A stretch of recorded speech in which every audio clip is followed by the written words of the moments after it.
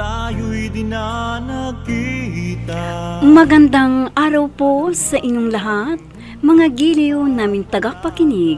Sa araw pong ito ay matutunghayan po ninyo ang isang kasaysayan na itatampok namin sa linggong ito dito sa ating dulang.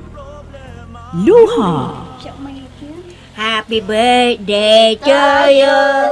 Happy birthday to you. Happy birthday, happy birthday. Happy birthday to you. Oh, anak, ihipan mo na yung kandila ng cake mo. Cake ba yan? Hindi naman cake yan eh.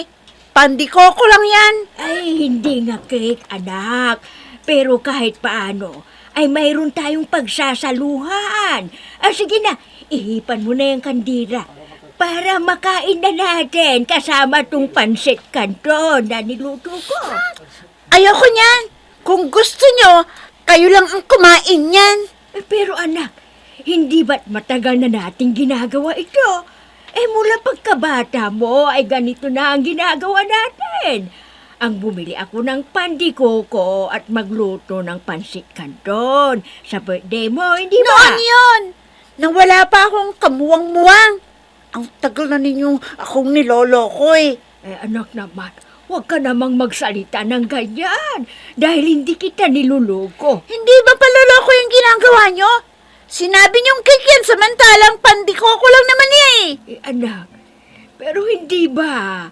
Ikaw pa ang nagsabi sa akin noon na pag dumarating ang birthday mo bibili lamang ako ng pandikuko para kunwari meron kang cake. Noon yun. Nang mga panahon wala pa akong alam. Inay, malaki na ako ngayon. Alam ko na kung ano ang cake sa pandikoko. Anak naman, gusto ko lang naman kasi na masaya ang birthday mo. Sasaya ba ako niyan? Na lagi lamang pandikoko ang binibili nyo tuwing birthday ko? At sasabihin nyo, cake na ngayon? Hindi naman ah! Pasensya ka na anak. Yan lamang kasi ang nakayanan kong bilhin sa tuwing birthday mo. Alam mo naman na inuuna ko ang pag-aaral mo at ang pagkain natin sa araw-araw. Kung bakit kasi wala kayong alam na trabaho, kundi ang maging serbidora sa maliit na kantin. Anak, magpasalamat na lamang tayo.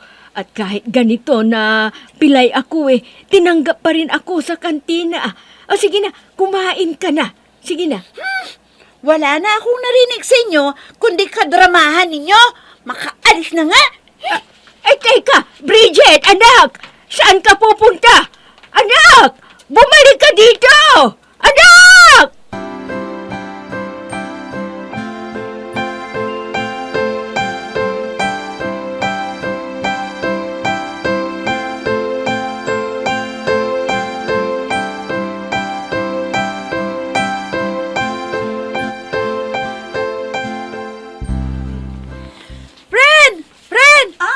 Bridget, ikaw pala, friend.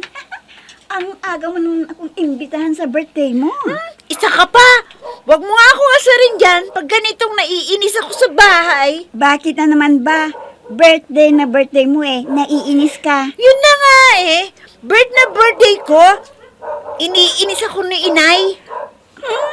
Pwede ba namang insin ka ng inay mo birthday mo nga? Biruin mo ha? Kinantahan ako ng happy birthday at sinabihan akong ihipan ko daw ang kandila para sa birthday cake ko. Oh, birthday cake! Wow! May birthday cake ka pala. Ano ba yung kinaiinis mo? Paanong hindi ako maiinis sa inay? Ang birthday cake na sinabi niya ay pandikoko. Ano?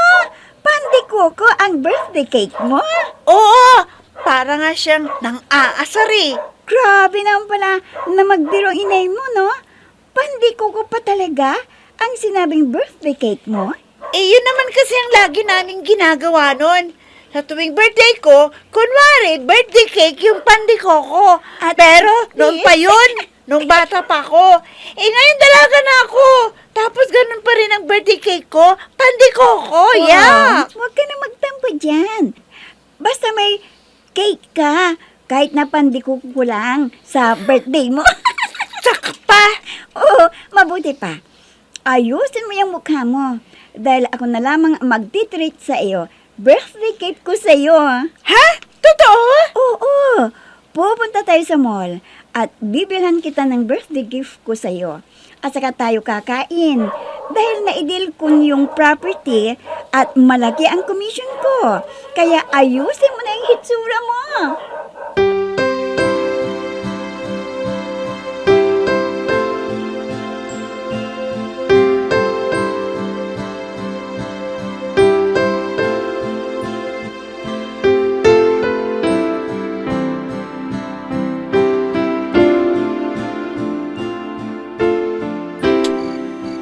Mabuti na lamang at nabanggit ko sa amo ko na birthday ni Bridget ngayon. Ipinauwi na sa akin ang mga natirang paninda sa kantina para may masarap kaming uulamin mamayang hapunan. Kaya hindi ko na magagalaw yung pambili ko sana ng pagkain para sa budget ko. May maipambibili na ako ng bagong damit ni Bridget. Kawawa naman siya. Mula nang bata pa siya bihira ko siyang mabilhan ng bagong damit. Hindi bale, sa gabing ito, tiyak na matutuwa siya dahil bukod sa masasarap na ulamin namin ay mayroon pa siyang bagong damit. Ikaw lang ang tanging mahal ko sa buong buhay kong ito. Pag-ibig ko'y tanging ikaw lamang, sa puso ko'y nag-isa ka lang. Oh, ubusin mo na yung pagkain mo at mag-o-order pa ako. Ano? Mag-o-order ka pa? Sinong kakain yan? Ibusog na ako. Ang lagaban naman yun Tayo lang ang mabubusog. Paano naman ang inay mo? Ang ibig mong sabihin, magpapa-take out ka para kay inay? Oo naman. O sige, iwanan na kita dito para magpa-take out ako ng para sa iyong inay.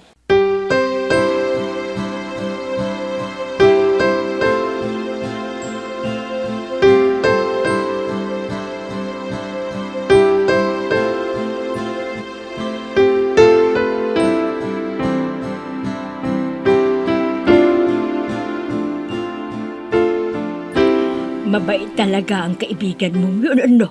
At pati ako ay naalala niya. Oo, inay. Hindi ko nga akalain na magpapa-take out siya para sa inyo. Ang mga ganong kaibigan ay dapat na iniingatan. Dahil hindi lahat ng sinasabi mong kaibigan ay mayroong busilak na't puso. Tulad ng kaibigan mo. Siya nga pala, bumaba ka muna at isampay mo tong nilabhan ko. At medyo sumasakit na naman tong balikat ko Isampay ang labahan? Bakit po? Tumanggap na naman kayo ng labada? Oo, alam mo naman, nasarado ang kantina tuwing linggo. Kaya naisipan kong tumanggap ng labada para madali tayong makakaipon ng pera. Lalo na ngayon at nasa second year college ka na. Ipon-ipon pa kayo ng perang gagastusin ko sa kolehiyo. Tinatamad na nga ako Sige na, bumaba ka na nang maisampay mo na tong mga damit. Tingnan mo, maganda ang sikat ng tumanggap araw. pa kayo ng labada? May trabaho naman kayo sa kantina, inay. Kwan kasi, noong pauwi na ako, nakita ako ni Mrs. Vasquez na dating pinaglalabahan ko noon. Nanganak pala yung labandera nila, kaya natambakan sila ng labada. Tamang-tama naman, nakita akong naglalakad. Kaya yun, nakiusap na kung pwede ako raw muna ang humalili dun sa labandera nila. Nasayangan naman ako dahil malaki naman magbigay, kaya tinanggap ko na. Isang beses lang naman sa isang linggo. Makakaipon tayo, anak. Mamaya na ho, inay. Anong mamaya pa? Sayang ang sikat ng araw, anak. Tinatamad pa ho ako Paano naman kasi? Cellphone ka ng cellphone, yan na lamang ang inaatupag mo. Wala ka na bang alam gawin kundi magpindot dyan sa cellphone mo? May sinasabi lamang po ako sa kaklase ko. Ay, nako. Baka nakikipagligawan ka na dyan, ha? Binabalaan kita. Patitigilin kita sa pag-aaral mo kung mababalitaan kung may nobyo ka na.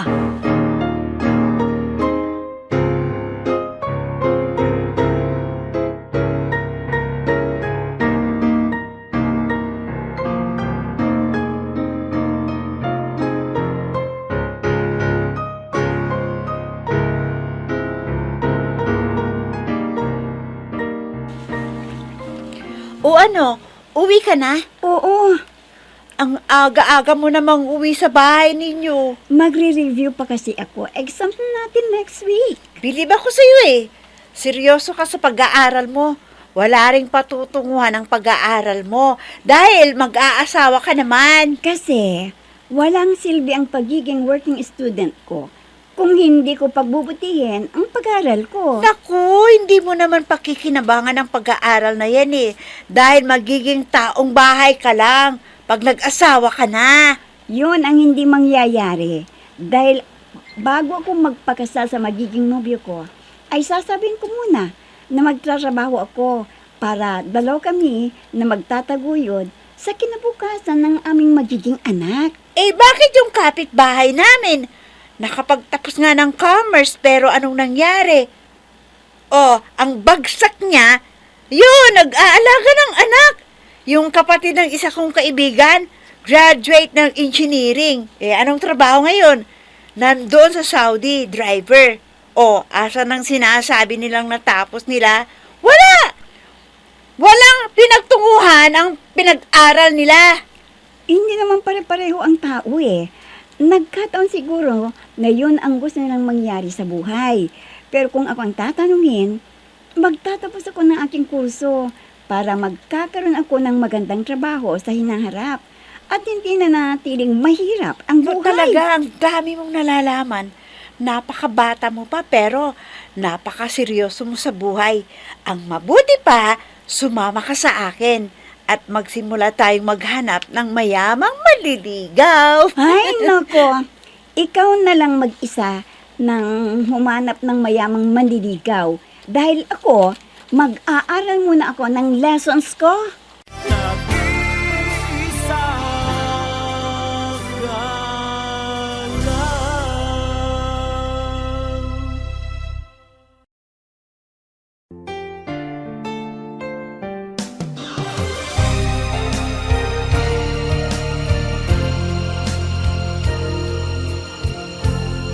Magmula nang tayo'y di na nagkita.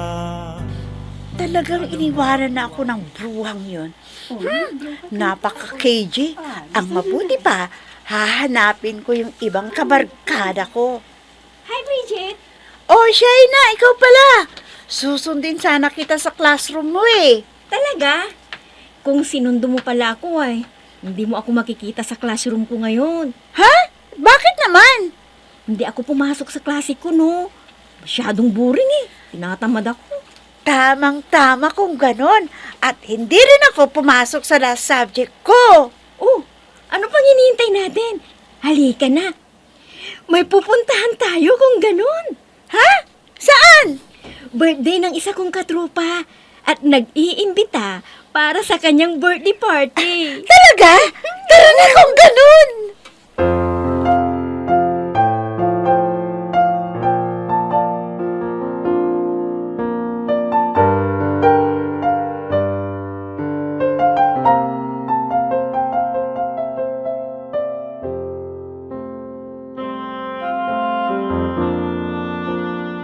Happy birthday sa'yo ang pagkain, sa'yo ang inom. Happy birthday. Saya! Happy Ang saya-saya pala dito, no? Oh, hindi ba? Masaya dito? Oo nga eh. Ah, sila ba ang mga kaibigan mo dito? Oo, mga kaibigan ko silang lahat. Oh, mga katropa! Pinapakilala ko pala sa inyo si Bridget. Hi, Vivian. Hi, Shaina. Salamat, nakarating ka sa birthday ko. Oo, Edo. Ikaw pala, happy birthday ha. Siya nga pala. Shaina, si Edo, ang birthday celebrant. Bridget, siya nga pala, si Edo, ang birthday celebrant. Hindi ka nagkamali ng pinuntahan. Magiging masayang birthday mo dito, Bridget. Kompletong tropa. Ang kaibigan ng isa, kaibigan ng lahat. Kanina ko pa nga napapansin eh. Ang saya-saya ninyo. Wala na kayong ibang ginawa kundi magbiruan at magtawanan. Talaga. Dahil pag kami ang katropa mo, walang boring ng oras. Laging masaya. Hindi ba mga katropa? Oo. Dito, wala dito. Walang kwan dito. Walang KJ dito. Oo, kaya ayos lang. Oh, abutan niyo ng whiskey itong si bago nating katropa. Para maramdaman niya na kaisa niya tayong lahat. Sige na, abutan niyo.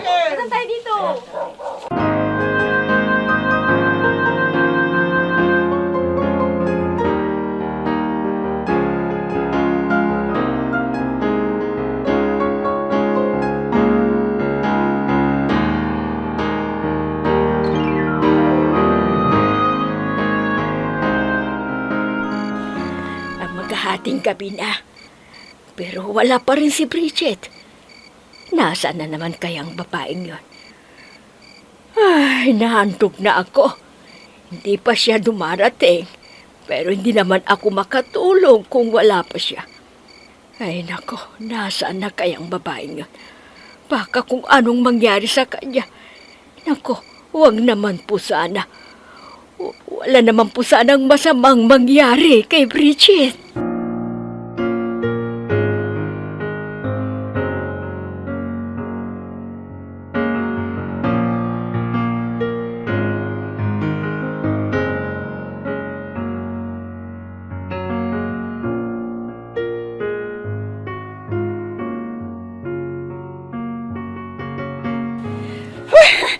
Ganito ba lagi pag may nagdiriwang ng birthday?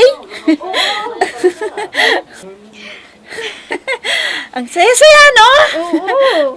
Ikaw naman kasi, masyado kang makalumay. Hindi ka sumasama sa amin. Yan tuloy, marami kang namimiss na happening ng barkada. Oo nga eh. Si inay kasi masyadong istrikto. Gusto niya bahay-eskwela lamang ako. Naku, Bridget, ilang taon ka na ba? Naku marami ka nang nasayang na taon na dapat ay nagpapakasaya ka. Tingnan mo ko. Pareho lamang ang edad natin. Pero marami na akong karanasan sa buhay. Hindi ka tulad mo, no? Hanggang sa panunood lamang ng TV ang ginagawa mo. Oo nga eh. Ido, saan ka ba napunta? Bakit mo kami iniwan dito ng kaibigan ko? Whiskey. Teka, ano ba yung dala mo? Whiskey. Ito nga yung dahilan kung bakit ko kayo iniwan kanina. Para mas gumanda ang gabi natin, hindi ba? Ano bang ginagawa nyo? Umpisa na! Pisa na ang birthday party!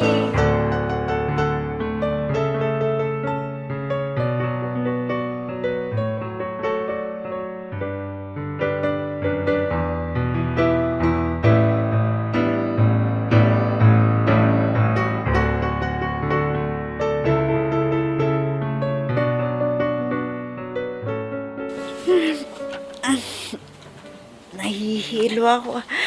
Nakapatay ang ilaw. Sigurado natutulog na si inay. Mabuti naman. Bakit ngayon ka lang? Gabing-gabi na. Inay, Saan ka galing? Mag-aalas 2 na ng madaling araw Saan ka ba nagpunta? Bakit ka ginabi ng husto? sa kaibigan ko lang, inay. Sinong kaibigan mo? Magtapat ka. Sinong kaibigan mo at bakit lasing ka? Ha? Sinong mga kaibigan mo ang pinuntahan mo? Sino? Nag-isa ka lang.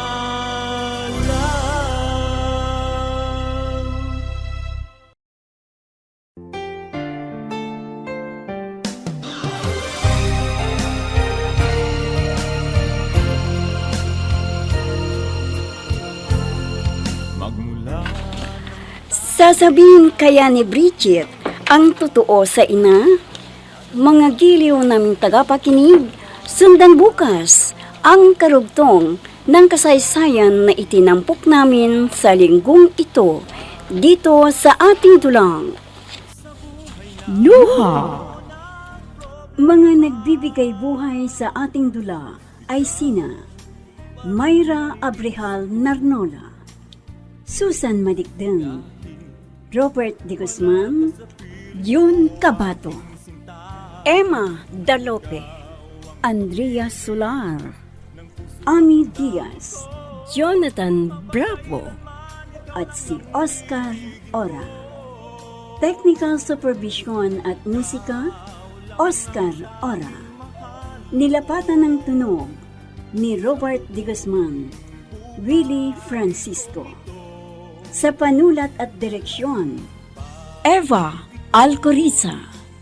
Inihahandog sa inyo ng F3 Recording Studio para sa Pambansang Radyo ng Pilipinas, Bombo Radio, Philippines.